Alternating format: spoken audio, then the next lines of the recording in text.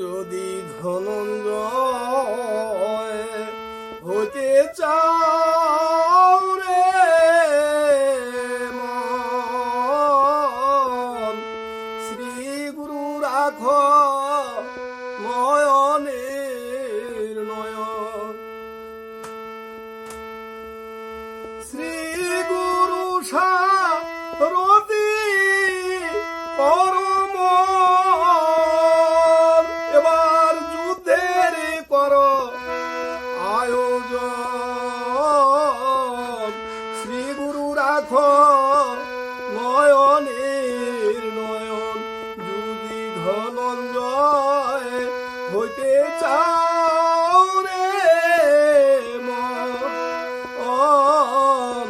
শ্রী গুরু রাখ নয়নের নয়ন। এখানে কি বলেছে বাবারা? এখানে বলেছে যে যদি ধনঞ্জয় হইতে চাও রে মন, শ্রী গুরু রাখো নয়নের নয়ন, অর্থাৎ চোখে চোখে গুরুকে রাখো। আর কি বলেছে? বলেছে আর শ্রী গুরু সারথি করো মন। শ্রী গুরুকে কি বলেছে? সারথি করিতে হবে। যেরকম শ্রীকৃষ্ণ রথের সারথি ছিলেন, অর্জুন ছিলেন যাত্রী, তদ্রূপ শ্রীগুরু সারথি করো মন, যুদ্ধের করো আয়োজন, শ্রীগুরু রাখো নয়নের নয়ন। তাহলে আমাদের গুরুকে কি করতে হবে? নয়নের নয়ন। এই যে নর গুরুটা, মানুষ গুরুটা, এইটা নয় না। এই গুরুটা আরেক গুরুকে দেখাবে, সেটা নিরিক ভ্রষ্ট হওয়া যাবে না, নয়নে নয়ন রাখতে হবে। আমি আবার বলছি, যদি ধনঞ্জয় হইতে চাও রে মন, শ্রী গুরু রাখ নয়নের নয়ন। আর যদি মৃত্যুঞ্জয় হইতে চাও রে মন, শ্রী গুরু রাখ নয়নের নয়ন।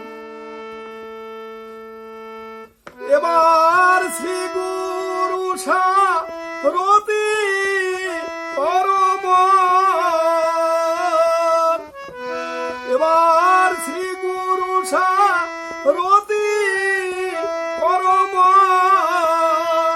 হরে যুদ্ধের করো আয়োজন, শ্রী গুরু রাখ নয়নের নয়ন। এখানে বলেছে শ্রী গুরু সারথি করো মন, এবার যুদ্ধের করো আয়োজন। আমরা তো রাজা নই মা, কার সাথে যুদ্ধ করব? এই রিপু ইন্দ্রদের সাথে যুদ্ধ করতে হবে। তাই কবি ভাব দিয়ে বলেছে, কি বা বলেছে পরের কলিতে, সাপুরিয়া সাপ ধরে তন্ত্র মন্ত্র সদায় জপে রে, আর সাপুরিয়া সাপ ধরে তন্ত্র মন্ত্র সদায় জপে রে। মাহেরা বাবেরা, সাপুরিয়া কিন্তু সাপ ধরে, তন্ত্র মন্ত্র সদায় জপে। কিন্তু তন্ত্রমন্ত্র আমাদের যতই থাক না কেন, তাহলে সাপ ধরার কি আছে? একটা কৌশল আছে। এই কৌশল ছাড়া হবে না। তাহলে এবার কবি আবার কি ভাব দিয়ে বলেছে, এবার মারো তারে সাপল দিয়া রে, এবার মারো তারে সাপল দিয়া রে, ও সর্প মরিবে তখন,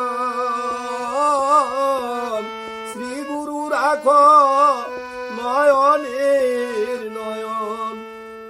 তাহলে কি করতে হবে? মারতারে সাপল দিয়া, জ্ঞানের সাপল দিয়া তাকে মারতে হবে। কাকে মারতে হবে? সর্পটাকে। সর্পই বা কি এটা আমাদের বুঝতে হবে, এর জন্য গুরুর প্রয়োজন আছে। তাহলে কবি কি ভাব দিয়েছে পরের কলিতে, ছয় রিপুকে বাধ্য কর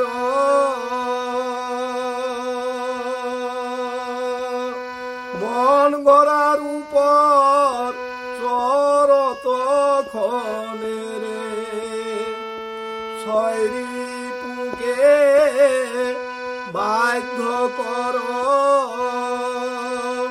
মন গড়ার উপর চরত ক্ষণে রে। এখানে কি বলেছে? ছয় রিপুকে বাধ্য করো মন ঘোরার উপর চরতক্ষণ। এই যে দেহের মধ্যে ছয় রিপু কাম করো, লোভ মত মহাসহ্য, এইগুলাকে কি করতে হবে? বাধ্য করতে হবে। তারপর তোমার মন ঘোরার উপর চড়ো, মনটাকে কি করো? শক্ত করে ধরো, মন যেন এদিক ওদিক না যায়। পরে কি বলেছে কবি? হায় গো জ্ঞানের চাবুক মারো তখন, শ্রী গুরু রাখো নয়নের নয়ন। এবার অনুরাগের নাগাম ধর্ম, হায়রে জ্ঞানের চাবুক মারো তখন, শ্রী গুরু রাখো নয়নের নয়ন। এবার কি বলেছে? যে এবার অনুরাগের নাগাম ধর্ম, হ্যাঁ গো জ্ঞানের চাবুক মারো তখন। কাকে মারতে হবে? ছয় রিপু ইন্দ্রকে। রিপু ইন্দ্রগুলাকে জ্ঞানের চাবুক মারতে হবে, যেটা সেটা তুমি করো না।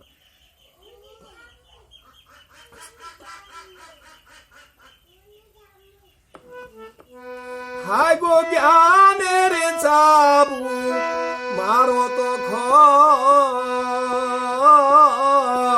শ্রী গুরু রাখো নয়নের নয়ন। যদি মৃত্যুঞ্জয় হইতে চাও রে মন, শ্রী গুরু রাখো নয়নের নয়ন। যদি ধনঞ্জয় হইতে চাও রে মন, শ্রী গুরু রাখো নয়নের